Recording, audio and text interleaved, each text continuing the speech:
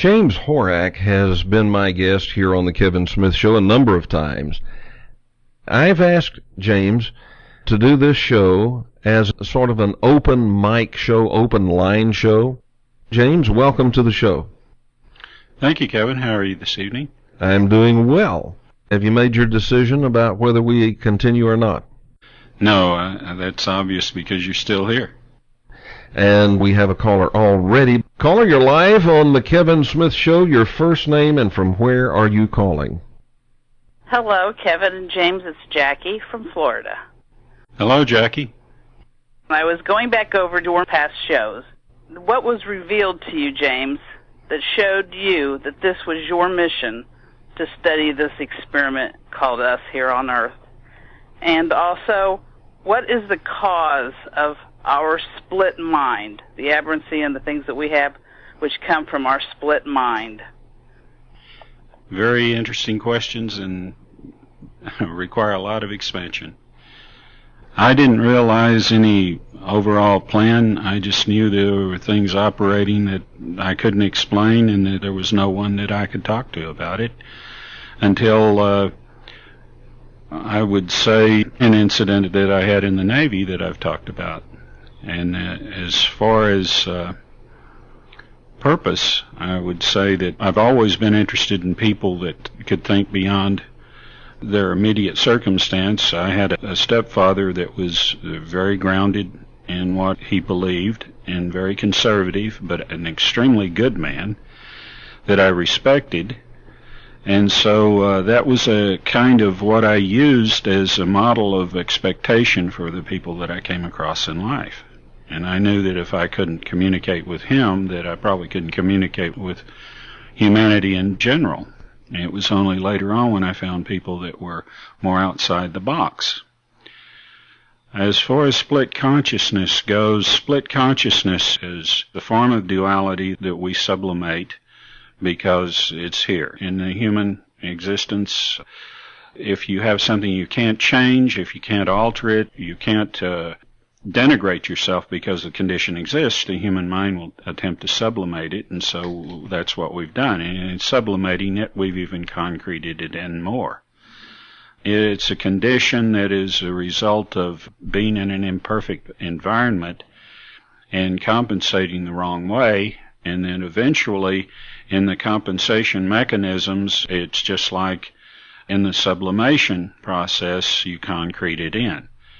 Now, since it has existed, and it existed from an imperfect environmental condition that was artificial and should have been adjusted, there are people that have opportunized it much the same way they opportunize war and disaster. And in doing this, they have found ways of enhancing it. And that keeps the mechanisms in place that allow them undue control and an exercise of massive proportions over our economic, our government, and our military structures. I'm interested in how our universe is governed, and my sense is that there are various levels of governing bodies in place, but I would like to ask you, James, if you could share with us what your understanding is of what these governing bodies might be, who they are composed of, and just whatever you can toss our way. I would be interested to hear that. Well, it's very broad. Generally, the mechanics are pretty much the same, although different conditions exist elsewhere. I would like to kind of deal with this part of the galaxy, but because basically the conditions and the patterns that exist here are the same elsewhere, you do have exceptions, and you do have different conditions that change and alter time, that change and alter the way in which light travels through any medium, and all of these things affect consciousness. There are parts of the universe that are removed from our concept of reality and of existence. And sometimes I suspect that's where these cultures that elevate to the highest form of manifestation go. They're remote to me. I know they exist, and I suspect that sometimes when people have extraordinary circumstances, they may be in touch with some degree of these beings. But the mechanics, the physical laws are uniform in texture. They are not always uniform in application, and they change and they alter. As far as organization, there are certain patterns that are innate, and that pattern is that you aspire to a certain level of technology, and if you outdistance firm observances of law equally applied, and you allow certain social evils to be perpetuated that don't become part of the evolutionary process of growth, then you get to a stagnant point where technology begins to work against you. And that's the situation on Earth, and it is a big barrier to overcome, but once you overcome it, then you proceed further. Then this condition, this pattern is uniform throughout the universe. I mean, there are variations in how it manifests in particular, but in principle it's the same. We all are seeded from the same sentient source. All intelligent life comes from but one source. And over millions and millions of years, the variations have extended beyond even corporeal existence for intelligent species. And they've adapted, they've changed, they've altered many things, but they basically are the same with respect to abiding by certain laws and having a moral core. And the absence of placing the proper value on these things here has allowed the conditions to exist which threaten our extending beyond that barrier. Within the Milky Way galaxy itself, is our plight as a planet unique, or are there other stupid civilizations like us? Well, you all go through a stage of stupidity, and that's common. That's to be taken into consideration, but you don't have to institutionalize it. Okay, but are there others like us? Oh, yes. Both in time and presently. In our current plight? Oh, yes. I mean, just in our general area of the Milky Way, there's probably right now, I would estimate 7,500 to 10,000, just like you. Boy, it looks like it's a big international universal rescue operation going on then. I wish. Not that unique. I wish. 7,500 to 10,000 civilizations out there just like this in our galaxy. That's a lot of messed up people. 7,500 to 10,000 civilizations just like us. Are they less advanced, more advanced, same as us, or what are you saying there? Well, in all those conditions, I mean, none of them are exactly alike. None of them are at the exact same stage. But they're all nearing this situation where they either make it or they don't. And that, of course, depends upon change for the better. What do you know, if anything, about the energies that are focused by the pyramid shape? And can they be used to heal the split mind? If so, how far can it go with it, or do you know? In consideration with the pyramids and machines, vast machines that exist in a grid around the Earth, just above the mantle, yes, the situation of split mind can be lessened in ill effect by changing certain astrophysical anomaly that cause a varying gravity wave on Earth. That can lessen the ill effects of split consciousness. You're born with split consciousness as a condition. It doesn't really manifest and develop until you're taught to dissemble as a child. You grow socially acceptable only when you learn to guard your tongue and to change how you manifest the truth or don't manifest it. And this develops a social condition which causes that the conscious mind become more and more fearful of the subconscious and to develop a larger and larger gap between it. And it's this ambivalence that accrues to this that keeps the brain from its full potential and keeps the mind from developing facets that, we don't see. Things that allow people to grow in prescience, to develop telepathy, to be able to actually represent extraordinary abilities that we're capable as a species of exhibiting. The pyramids were built to endure, and that's vital to interpreting why megalithic structures have certain things in common around the world. and from different periods of time. They're built in such a way, and the pyramid is the absolute enduring structure. In coordination with other things, I'm sure many things can be achieved that have never known to exist before because they've never been in the same time frame exploited in any way beneficial to mankind across the globe. The pyramids have never been studied methodologically in any adequate way because they've never been fully discovered and explored. And they're all over the world. They're even in Antarctica. So until that's done, drawing up a synopsis of evidence, one that can confirm what I say, is just totally impossible. So mankind is left in the dark basically about their purpose, about why they persist, about why they run through so many civilizations in so many spectacularly similar ways. So that question, that mystery is going on for a long time, but you have to understand that these things exist because of a disparity, not because they're advantageous. I've spoken about compression of time. It's very difficult to explain, but it is a technique that people that have reached a very high level of technology can use. It goes beyond time travel, and it requires a completely different model understanding and a different way of looking at physics. I know that they're trying to work on this because I see evidence of it even near where I live. So I know that they're trying to develop this type of technology, but they're not being very successful. It's to travel both in time and dimension in a way that you don't affect the progression, you don't affect event. You're traveling in and through parts where the continuum has already been damaged, and there are rifts.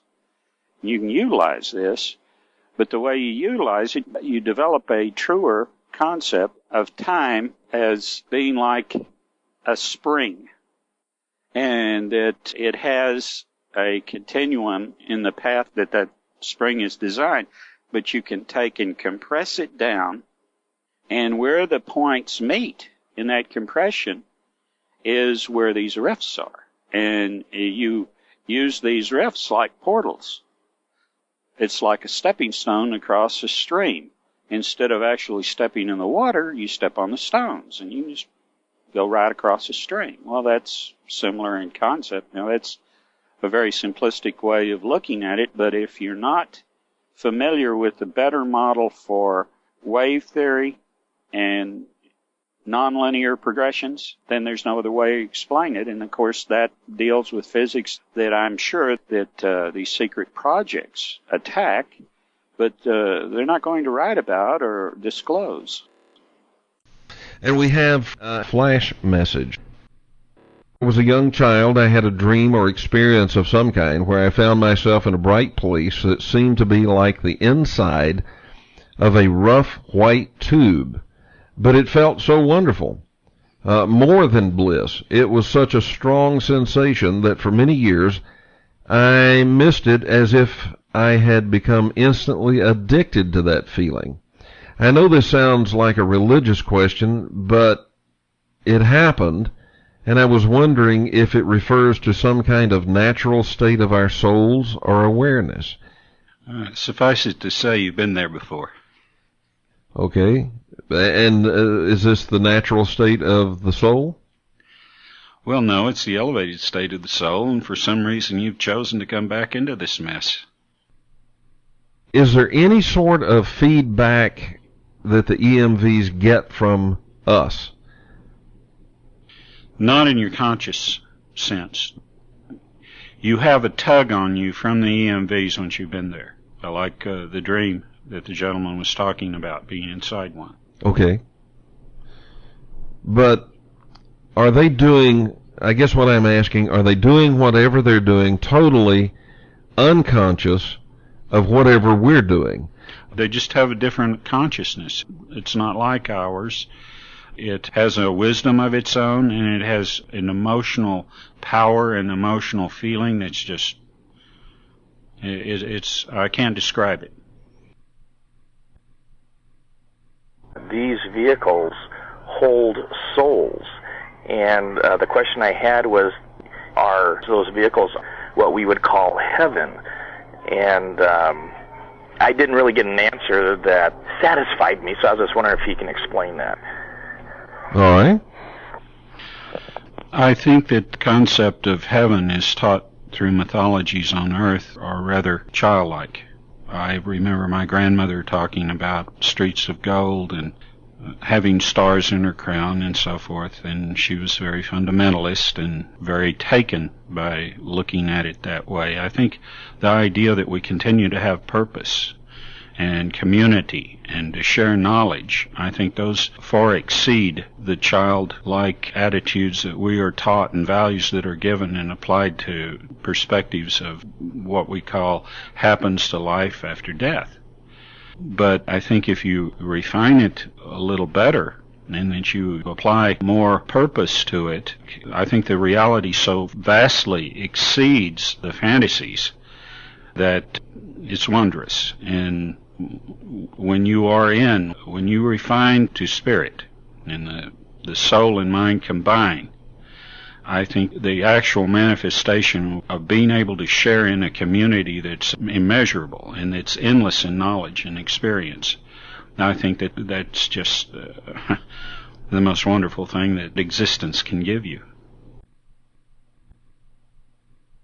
I'm part of a very small, what I would refer to as a ground crew, and what we've been mulling over is forming an after-death club. And the purpose of that club would be that when we're on the other side, if one of us is tempted to come back to a planet under these circumstances, then the rest of our friends and the members of the club will say, remember what this is like? Remember how the oil gusher and all of that, and there wasn't anything you can do, and there's nothing, you had no power, and you were totally ignorant. Remember what that was like?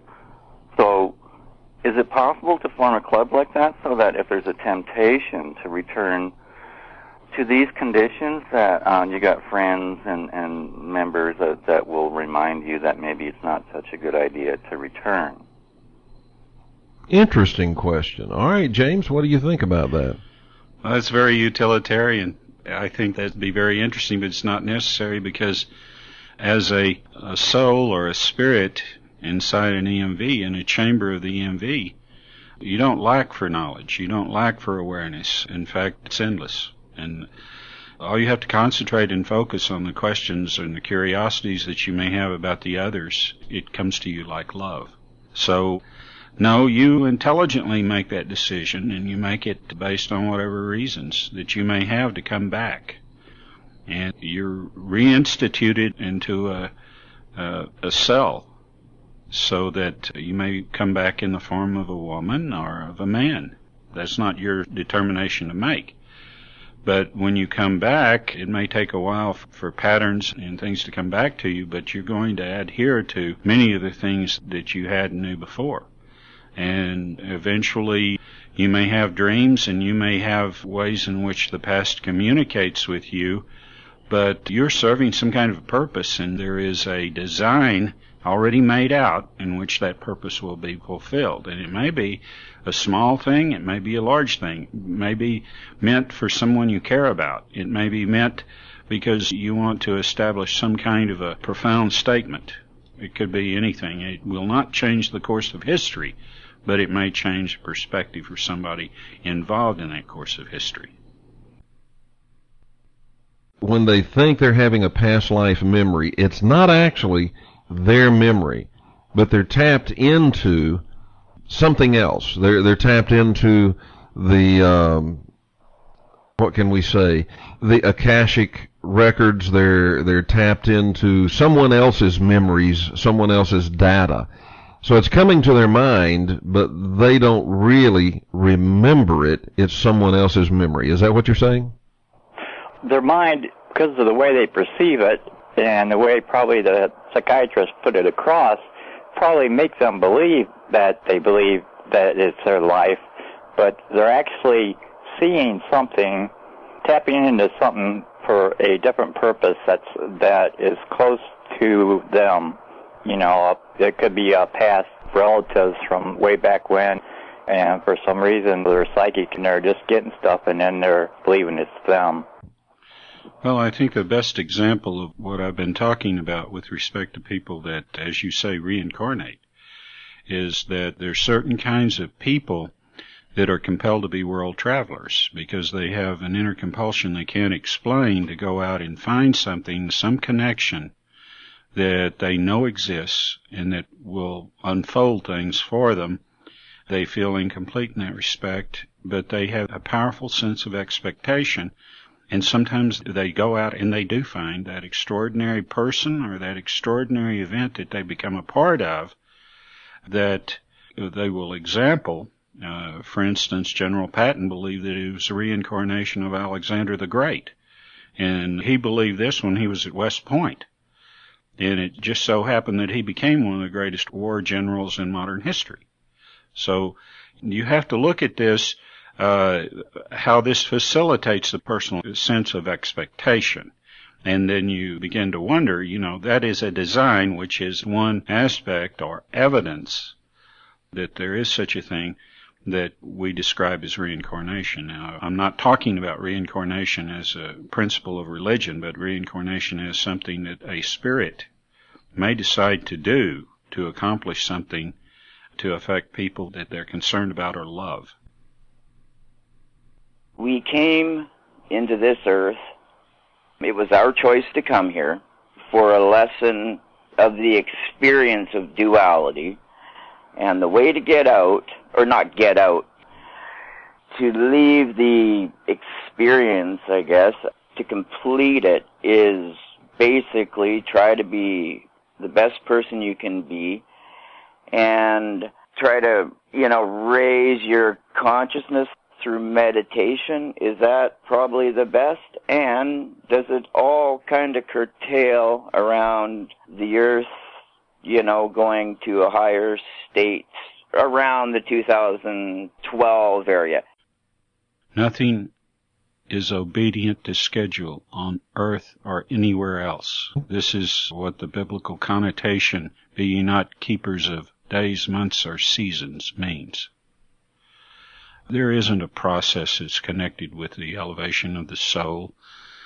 A lot of people try through self-improvement thinking that there is. And, you know, if you're becoming a better person and you're trying a certain behavior pattern to correct flaws and weaknesses, that's noble. But the spirit is not at any point imperfectible. So that's beside the point. And that's why when the immortal soul unites with the mind, becomes the spirit, it isn't discriminated against. There's no reprisals against it. It goes the same place from everyone. And, you know, I know that people that hate Hitler are disturbed by that. But if you'll stop and you'll think that the spirit that leaves Hitler is not Hitler. And when you arise to that awareness, I mean, you're getting there. But when you are confined to view everything in terms of limited application, you're not closing in on the spirit. You're not closing in on the spiritual. What you're doing is you're just trying to take the box and slide it across the floor. So, no, that's not correct. I was interested in Terry's comment about reincarnation not being scientific, because it does seem like it's often treated in a very literal, sort of childlike way, like, because every person is born completely unique for time, place, genetic background, etc. And there could be other explanations for why someone feels very connected to an individual from the past, if we're all connected anyway. And also, it's a pretty vast universe out there. Why would, even were it possible, would people keep being reborn here? And now that is a very good question. I want to pause for a moment and let James answer that. I like that question. If it's such a vast universe, why would any of these spirits want to come back and keep coming back to here? Very rarely do they come back to the same place, the same condition perhaps, But, the universe hates redundance, and the spirit hates redundance. So, you struck on something that I've been very eagerly awaiting. Okay, but we have people that say, they do a past life regression, and they remember having been here maybe 4, 5, 6 times down through history. Why? Why do they keep coming back? Well, I think that they are concerned about a pattern. I really can't give you an answer to that because my association with spirits is on a very limited basis. I've never been in a chamber. I've never been able to really confront a spirit. I see them in passing, and, it's very seldom that they ever deal with me at all. But a spirit can exist at such a high potential of energy that they don't relate to anything that's not at that level. And that may be one reason why cultures that aspire in tota to a higher level of existence, a spiritual existence, and don't incorporate with EMVs, why they go somewhere nobody, and are totally disconnected from everyone else.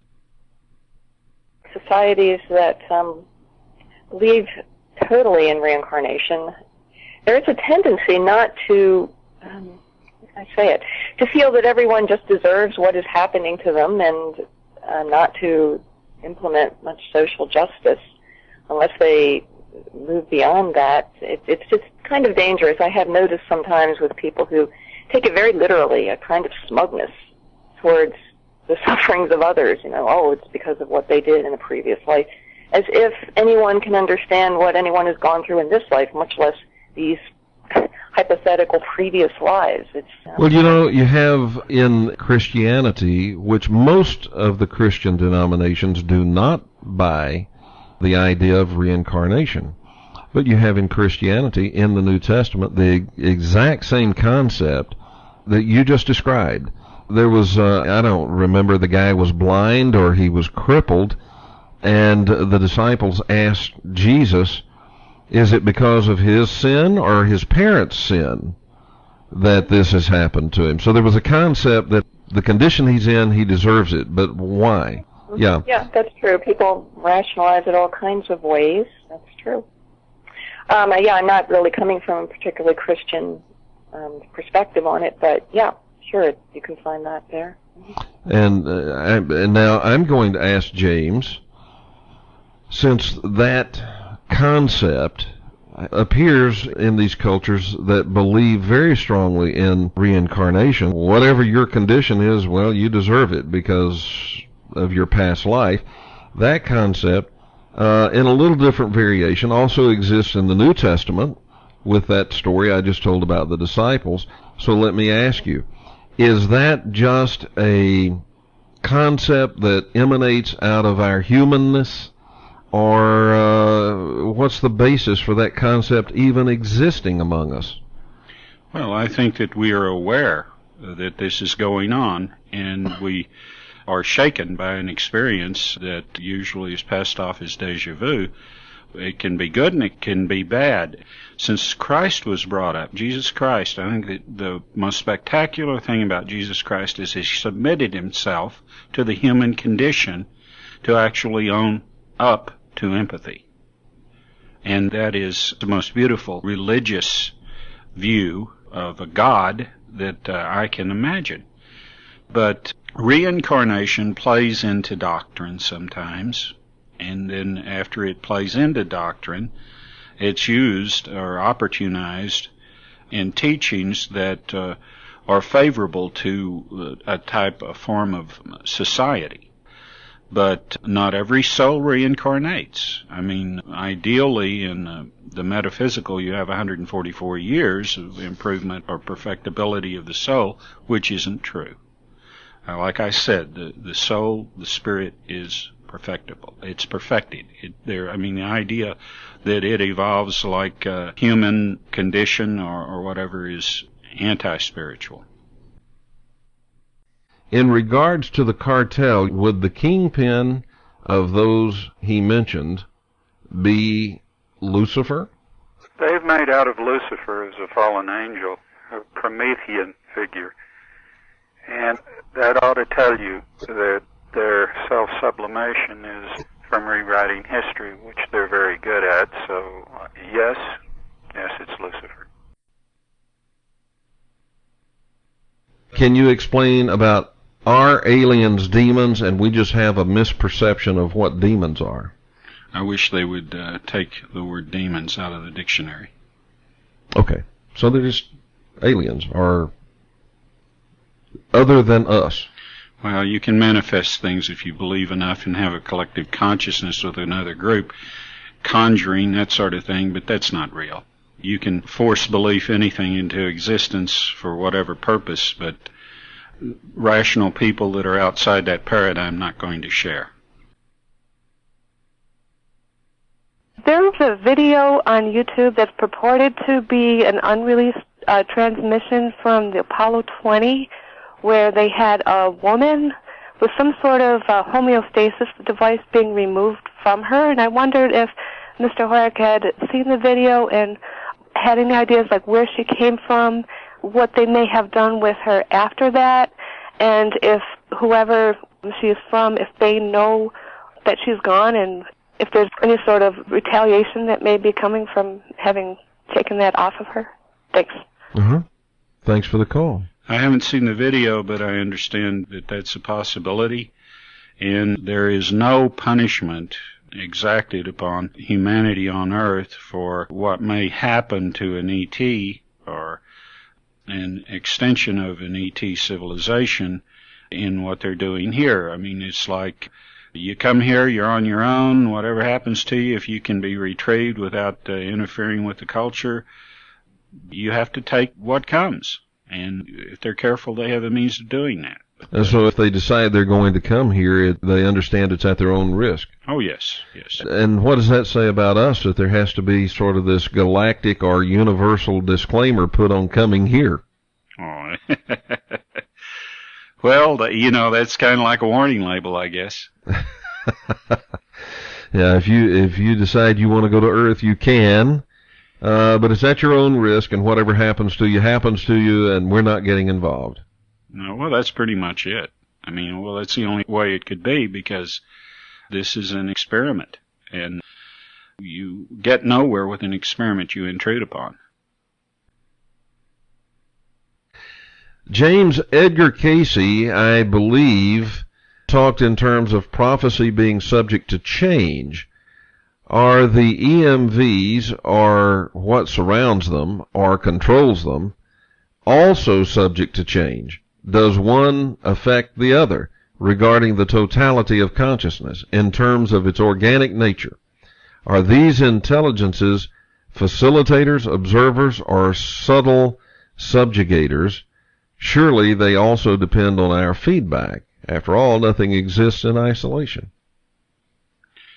Well, the ultimate source of the EMVs and the purpose for which they're designed, I would attribute to nothing other than God. Now, I can't define God for you, give you an idea or anything, because I'm as remote from the face of God as you. And the EMVs are biological machines, and they are capable of emotion at just such an incredibly elevated level that they can communicate with it. They can affect energy levels of suns, they can intensify, they can farm energy, they can reduce danger to planets, and they do this on automatic pilot.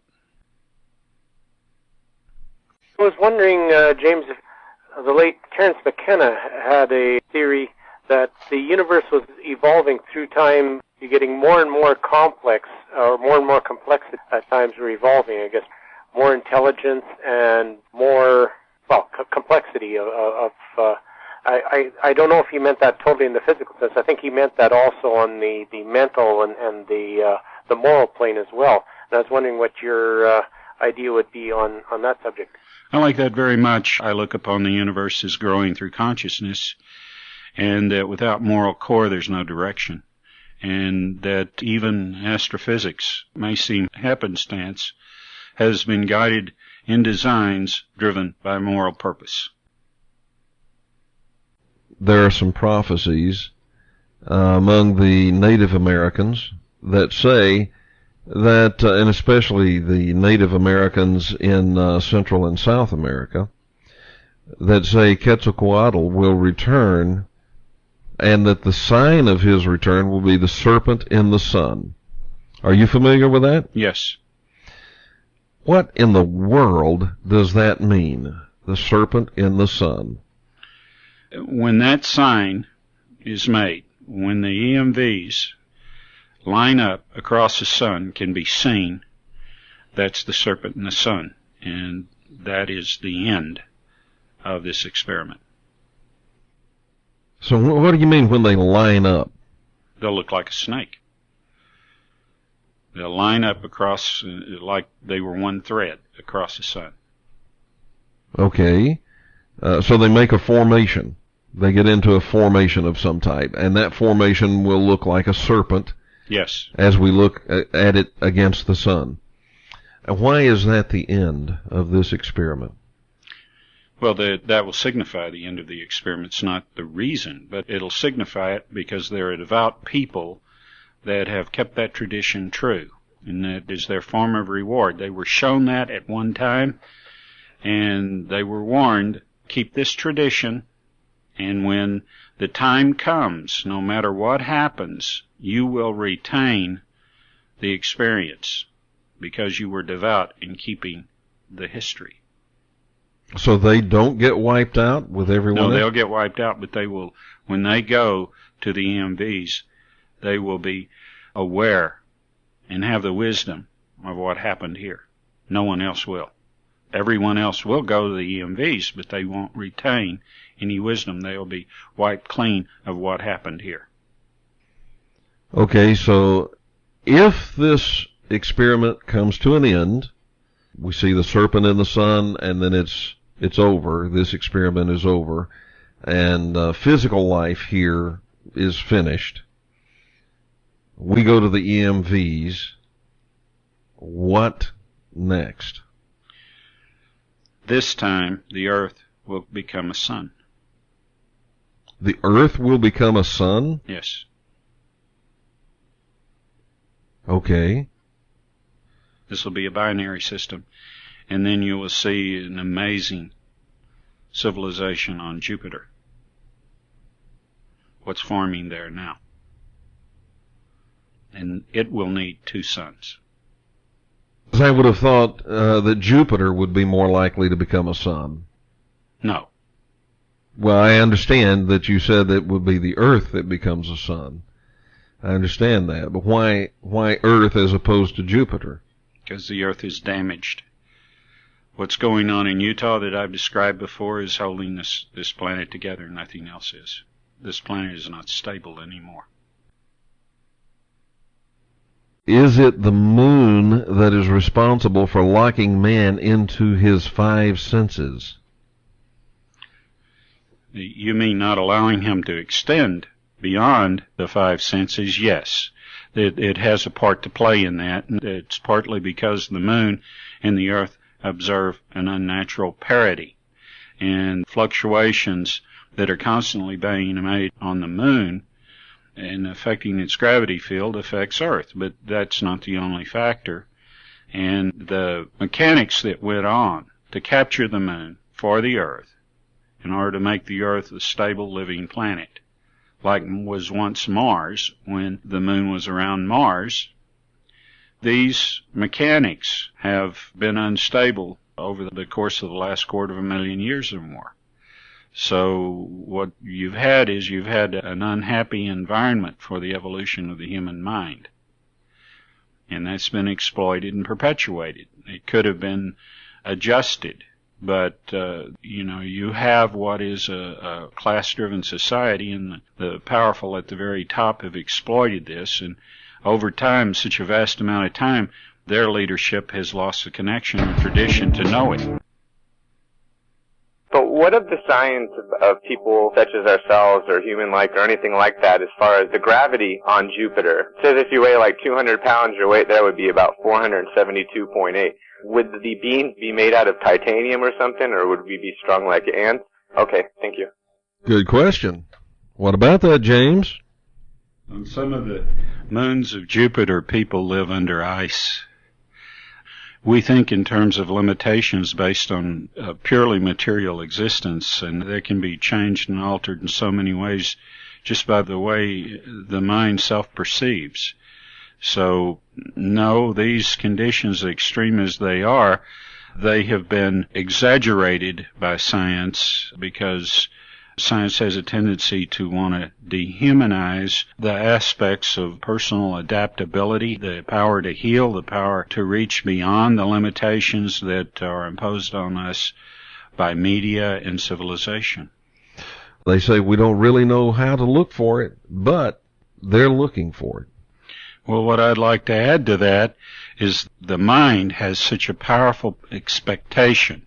And I've talked before about there being genetic combinations that we have potentials to exhibit under certain conditions, and stress controls a lot of those conditions. So we really don't know how adaptable we are, even within one lifetime.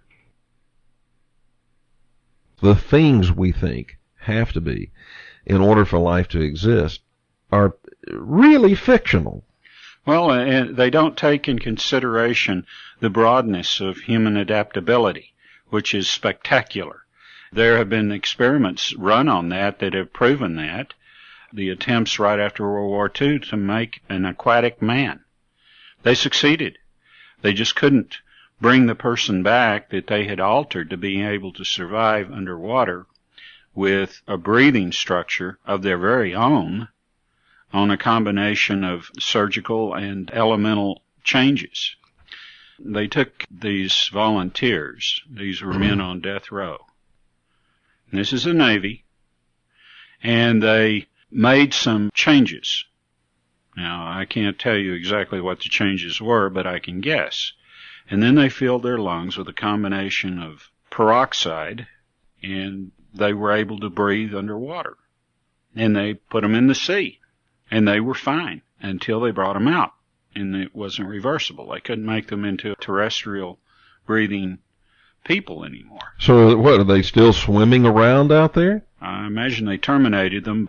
I think between now and that was around 1948 that they've perfected that ability. I'm sure they didn't stop trying. A lady is Lakota, and a woman, her name is White Buffalo Castleman, and she had said that if you truly join your heart and minds as one, whatever you ask for, that's the way it's going to be. And she says if you do it that way, the power of the universe will come to your assistance if your heart and mind are in unity. And just kind of one thing I've noticed is, seems like nowadays there's a lot of, predictions about, the end of the world and devastation. And I mean, we definitely need to know the consequences of our actions, but just kind of a thought that if we all focus on the negative, then maybe, that's how we're going to have it, if that's the way it's going to be, if that makes sense. Yes, I think that the power of expectation is based on hope. And the adepts have all believed through the ages that if you could create a perfect understanding or model of something in your mind, you could manifest it in reality. Now, who's to say that they were wrong? There certainly have been some extraordinary feats that have been performed by people that, we don't know historically, but we only know through tales of people that watched them do things. And, Tesla, in modern times, Tesla is an extension of that.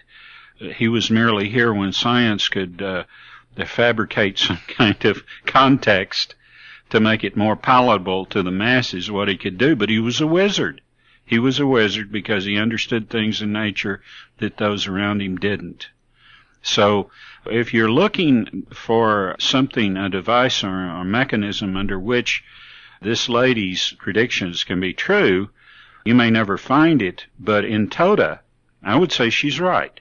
The power of expectation is capable of doing a lot of things, like I was talking about before, making a phenotype out of a genotype for a selective advantage to survive. Who knows just how far that can be carried? But when we're possessed of an instituted limitation that's imposed on us, like where we can live and where we can't live, it weakens our sense of expectation and our ability to direct these changes when we need them. Do the EMVs manipulate the mass of Earth somehow? Earth becoming a sun? As suggested, even Jupiter is way smaller than the required mass to become even a brown dwarf. I respect James very much and do not mean to be disrespectful. I know he knows that. But for Earth to become a star is incredible. And even if it did, such a small and distant star would make little difference to the moons of Jupiter, surely. So is it a much more complex thing that we're looking at, or are we just way off in our understanding of astrophysics? And then he says, goal-directed. I remember that. So, yes, I can imagine many ways it could be done. All right, what's your response to that? You have to understand that the astrophysics that have been explaining the mechanics of solar systems is not correct. I mean, they're absolutely incorrect about a number of things.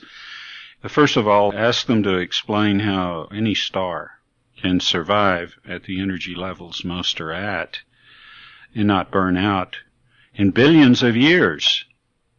There is something implementing or fueling them. And this can be the EMVs, because energy can be exchanged in a variety of ways and can be fueled in a variety of ways that are not explicable in terms of your so-called modern science. And the Earth can become a magnitude star over time with the same kind of engineering feats that design this situation, this configuration, that the solar system could become stable around its fusion star that you're in the middle of now. So, yes, these are things, and your question is very intelligent, and I appreciate it. But, yes, the Earth can become a magnitude star and can grow in magnitude to fit the design for which it's intended to perform. Well, as a matter of fact, there is evidence that the Earth is and has been throughout its life expanding and growing. Yes. It's much larger now than it was a million years ago.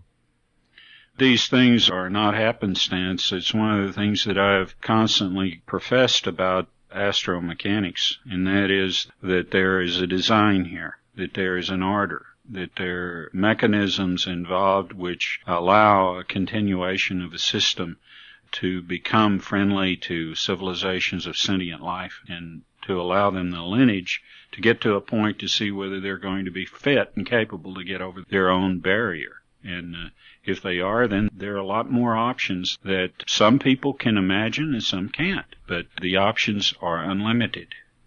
Because once you get to a point where you can survive your own technology and you can do so without such monstrous designs as depopulation and elite that is virtually soulless, you can do anything. And you become a part of those that have moved on to much better things. So it's something to look forward to. And, you know, whatever's going to happen is going to happen. And you live on the threshold of great discovery by seeing it. So take heart. Take heart. If the old paradigm is reaching its end, it's reaching its end. And what you have to do is embrace the future. There is hope for what's beyond these days. And there is something beyond these days, so saith the Kevin. What do you think, James? Well, I agree with you, and I think that that's the best attitude to take. I would hope, and I would be overjoyed to see mankind pull it out of the fire and genetically grow to a point where they could overcome what's going on. It takes a community of thought and action and desire to prevent the old ways from ever coming back. And you can do it, and you can be part of an extended community almost overnight.